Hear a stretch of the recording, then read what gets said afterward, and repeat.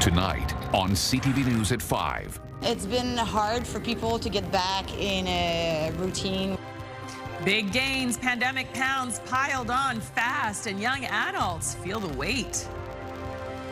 And it has a presence, just like all heritage buildings have a presence. From the vault, an iconic old bank in Riverside, Albert seeks new life. And feeling the heat. The days will be hot, the nights warm, and the air sticky much of this week. Live from the Maritime's News Center, this is CTV News at 5. Good evening and welcome to CTV News at 5. I'm Maria Penopalis. Thanks for joining us. First at 5 tonight, a weighty issue. Obesity surged faster during the pandemic than in the entire decade before. And a new study suggests young adults, especially women, saw the biggest gains. CTV's Hafsa Arif looked at why lockdown was so hard on waistlines. Hafsa.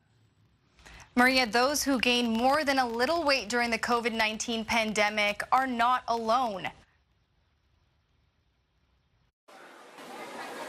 Whether it was a fridge within arm's reach or days that blurred together under lockdown, many found comfort in food and slowed routines. Kind of like that, pound, a pound and a half, 2 pounds per year over that pandemic. And then it was all of a sudden, oh my gosh, where did these extra 6 pounds come from? A new study finds obesity rates in Canada jumped more during the pandemic than they did in the previous 11 years combined. Stress and no access to a gym during that time didn't help. We've definitely got some calls and people showing up that they were not very active for 2 or 3 years and they were trying to get back into it. So definitely there was a percentage of people that are looking to kind of get rid of the excessive weight. In 2019, about 27% of Canadians were considered obese. By 2021, that shot up to 30%. A lot of screen time, maybe increase in alcohol consumption. Yeah, those contributed to sometimes increase in weight during that pandemic period. The largest increases were found among adults under 30, particularly young women. Females were more, concerned about family caregiving, homeschooling, and less attention to their own health needs. It's expected reversing the trend will take more than just willpower. It's been hard for people to get back in a routine where they exercise in a public setting, especially after being isolated for so long. A national weight crisis born out of a global shutdown. Researchers say the data highlights the long-term impacts of the pandemic and the importance of supporting both physical and mental health moving forward. Now, roughly 10 million Canadians are considered obese. It's a growing concern with heavy consequences. Maria? Thank you, Hafsa. CTV's Hafsa Arif for us in the news center this evening.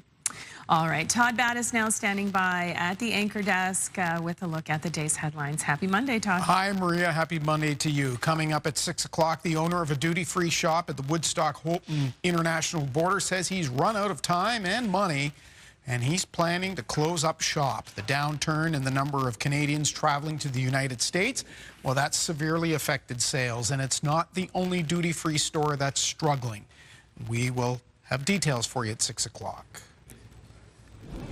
Job creation in many parts of Canada was up in June. Stats Canada reported an unexpected gain of 83,000 jobs for that month, unless you're in the Maritimes. In Nova Scotia, for instance, last month, the province saw a loss of 3,400 jobs, a slower tourism market being seen as one of the reasons.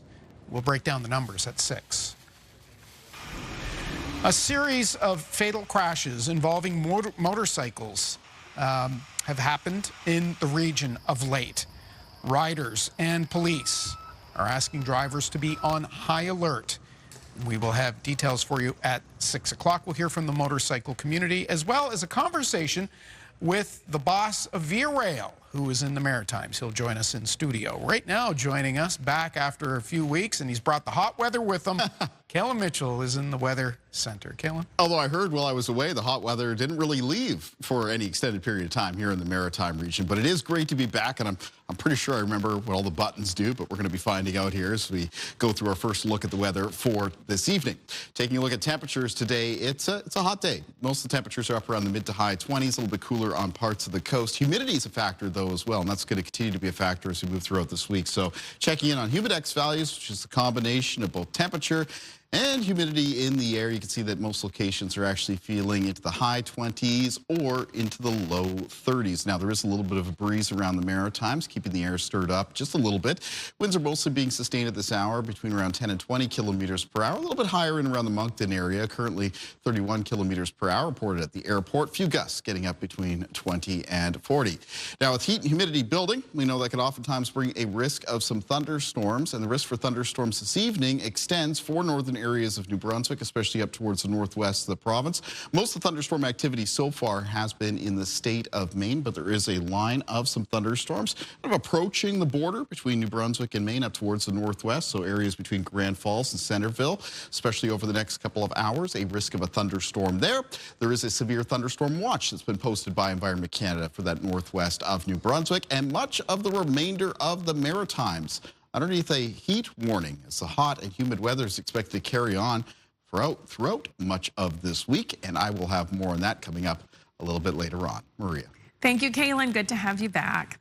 All right, on to our next story here. An iconic Nova Scotian ship made a big splash in Picto County this weekend. Ship Hector is a restored replica that brought Scottish immigrants to the region more than 250 years ago.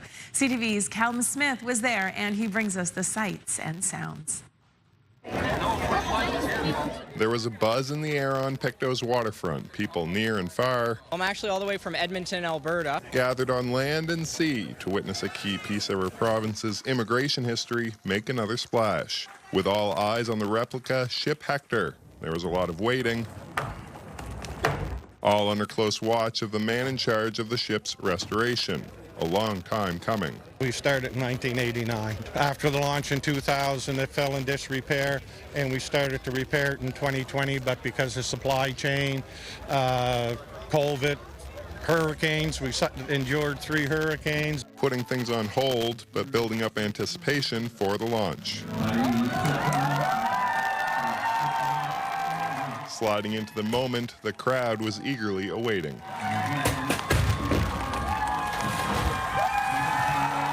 When we saw it, it was just absolutely incredible. I had no idea it would be that spectacular. Man, it was exciting, and it was so awesome to see, and I'm very proud of my uncle. He did a lot of hard work, and it all went well. The project manager estimates the ship's value to be at around $8 million now and predicts 2 or 3 million more will be needed before it's finished. This is definitely going to be a destination point in the town of Picto. This should be the jewel in northeastern Nova Scotia. This is pretty special. A lot of us with Scottish ancestry who live in northern Nova Scotia have a connection to the Hector. It's pretty cool. You see the thousands of people gathered here. The ship was then hauled away to a nearby pier until a new wharf is built. There are big plans for the ship's completion, including a boat building school, sail training, and Indigenous courses. It's just going to be a place where people can come and learn. The ship will be used for at-risk kids to go for sails, harbor tours, seniors, people that normally can't get out on a ship. Callum Smith, CTV News, Picto, Nova Scotia. Wow, what an amazing sight. Awesome turnout, and so satisfying to see the ship just slide in. So cool. All right, time for a break here. When we come back, the puck stops here, but not the hockey career. I love the challenge, and it keeps me in shape. A Maritime goaltender celebrates a major milestone between the pipes. Inspiration on ice next.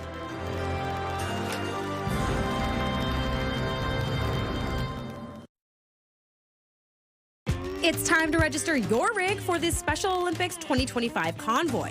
Get your crew together and participate in this day of fun for a great cause. The 14th annual convoy rolls through Dartmouth October 4th. Big rigs, big hearts, big results.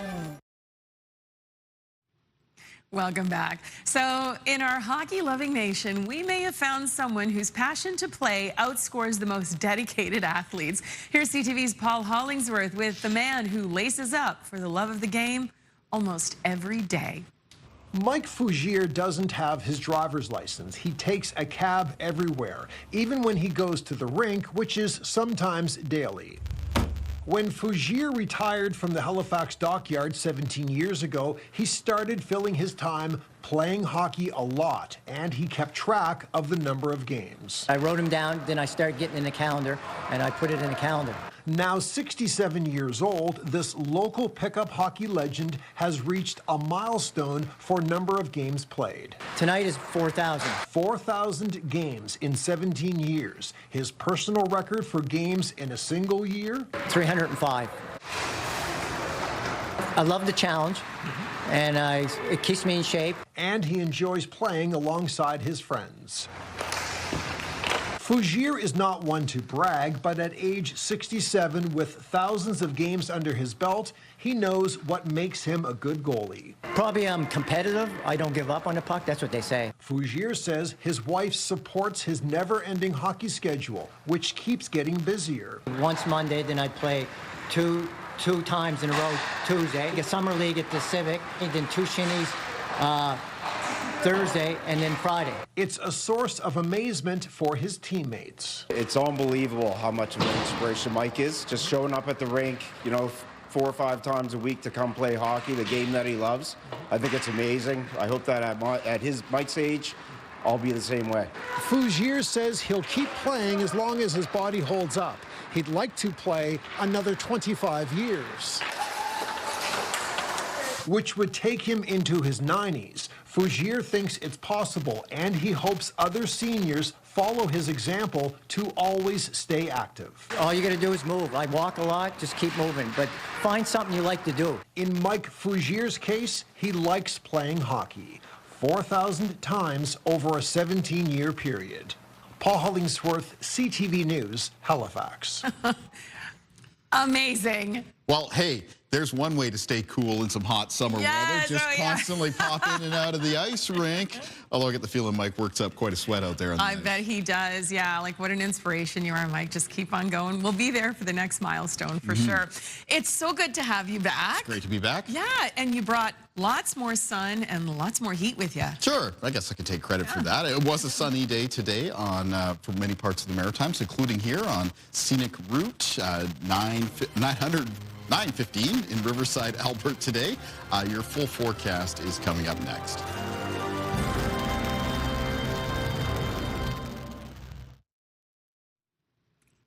Welcome back. We've got a great new contest to tell you about. CTV has teamed up with the world's oldest basketball project to bring you the Celebrate the Court contest. The prize package includes 2 tickets to the Archie 4th Annual Celebrity Golf Tournament, 3 nights at the Algonquin Resort, a helicopter flight, tickets to the world's oldest basketball court open house, and so much more. To enter, go to ctvatlantic.ca and follow the contest prompts or scan the QR code on your screen right now. You can enter once per day until Saturday at 5, and the winner will be announced on July 25th.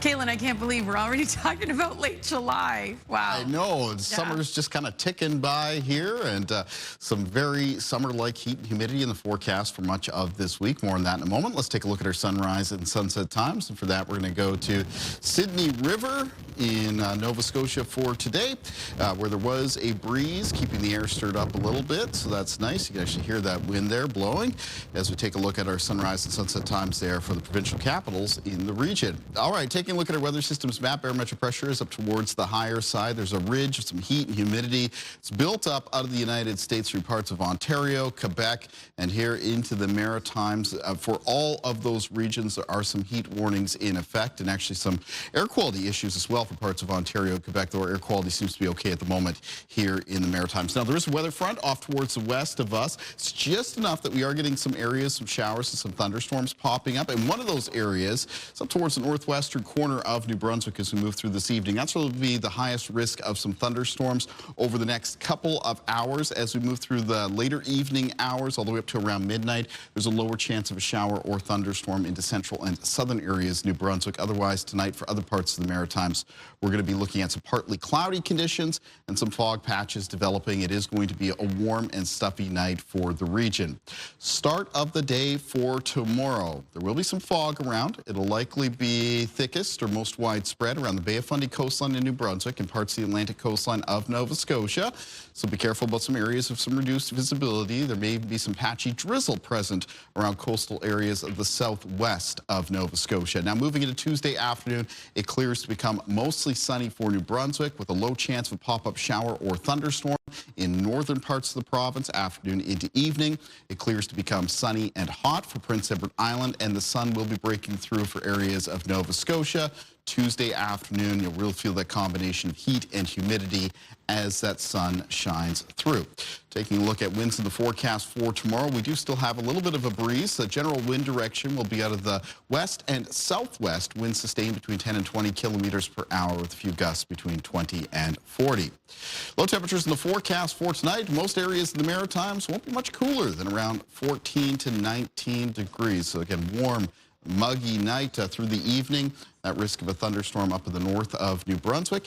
High temperatures in the forecast for Tuesday. They tick up, even compared to today. So a lot of highs up into the high 20s and low 30s. There will be some coastal areas where temperatures will be held just a little bit more moderate by that southwest wind being a bit more onshore. That includes around the Bay of Fundy coastline in New Brunswick and parts of the Atlantic coastline of Nova Scotia. Both those coastal areas could have temperatures holding between 22 and 26 degrees. Now remember, humidity is still going to be around for tomorrow, so humidex values on Tuesday in many cases in the Maritimes will be making it feel between 30 and 35. We do have those heat warnings in effect. The hottest day of this week, though, that looks like it's going to be on Wednesday. That looks like when many high temperatures in the Maritimes could hit a range of around 29 to 33 degrees, with humidex values making it feel into the mid to high 30s. Let's take a look at our weather watcher for tonight. And tonight's weather watcher is 6-year-old Mio Morris. And Mio has sent us a drawing of a pollinator meadow. You can see those bees busy at work. Thank you, Mio. If you would like to be one of our weather watchers, they can come into CTV Weather Watchers, P.O. Box 1653, Halifax, Nova Scotia, B3J2Z4, or email kaylin.mitchell@bellmedia.ca. Maria. Thank you, Kaylin and Mio. Nice picture. All right, so this year marked a special milestone for the annual Ribfest in Cape Breton. As CTV's Ryan McDonald shows us, the money raised over the past decade and the local charities the event has helped is as sweet as the sauce. It's been 10 years now since Ribfest first came to Cape Breton, and with more than 300,000 people through the gates over the past decade, there are going to be some diehards. I've been coming to Ribfest since it first came here about 10 years ago when it was down by the cruise pavilion.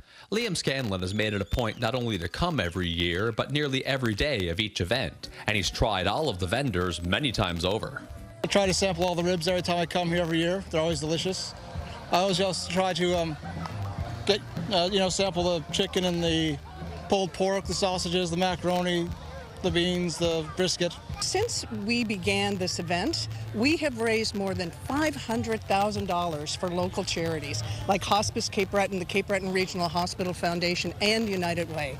Another charity that has benefited in recent years is Caleb's Courage, a movement in memory of Nicole MacArthur's 3-year-old son, which helps provide pediatric services at the Cape Breton Regional Hospital.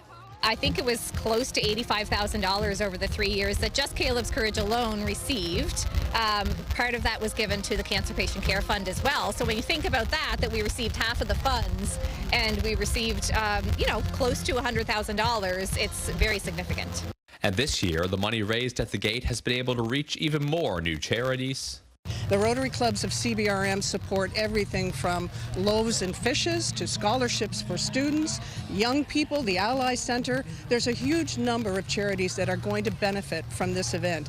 You know, it's kind of ironic, sweet irony, that an event all about food is actually going to help us feed the hungry.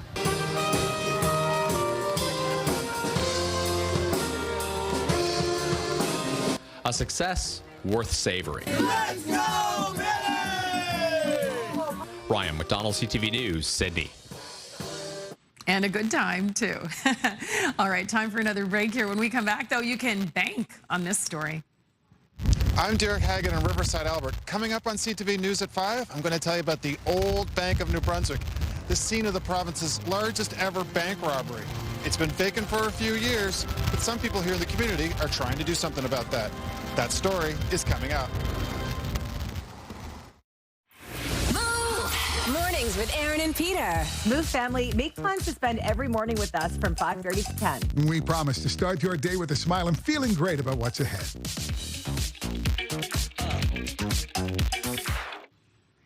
Welcome back. An old building in our region is looking for new purpose. The former bank in Riverside, Albert, holds a place in New Brunswick history. And as CTV's Derek Haggett shows us, there are efforts underway to make new memories at the historic venue. It's been vacant since the pandemic, but this old bank is full of history. Having opened in 1903, originally as a Bank of New Brunswick and then the Bank of Nova Scotia, it served Albert County residents for almost a century. This local historian says there was a busy wharf and railway nearby in what was a very prosperous community. And it has a presence, just like all heritage buildings have a presence, especially if you were part of going into that building and having an experience that you just feel it. Now it's located at a busy corner in a tourism corridor on the way to Fundy National Park. A local committee is inviting social enterprises or entrepreneurs to submit a request for proposal. We have some ideas about what we'd like to see, something to do with the history, but also something that the community can use. It would be great to have it utilized with a cafe or a small business of some sort, and anything that we can do to maintain it. It was the site of New Brunswick's largest ever bank robbery back in 1984. $177,000 never recovered. Never recovered, but the two culprits were recovered. They were caught. 2 people were charged and jailed for it, but the money's never been found. So, you know, there's always a hope somebody in New Ireland may find it, because that's where the robbers were caught. The owner of the gas bar across the street says a new tenant would be good for her business and the area in general. Vacant buildings are never good for a community, so filling them up and getting use out of them would be definitely helpful for the community. The deadline for submissions for the RFP for this historic landmark is September 10th of this year. Derek Haggett, CTV News, Riverside, Albert, New Brunswick. Thank you, Derek. There are so many options. What a cool looking building. I'm thinking like a new Oak Island type show where they're looking for that money from that bank robbery that never showed up. Stay tuned for that. We have you looking for some thunderstorms, though, right now. Yeah, that's right. Northern areas of New Brunswick at risk of some thunderstorms this evening, especially in the area between Perth, Andover, and up towards Grand Falls. I'll update you on that at 6. We'll see you tomorrow. Good night.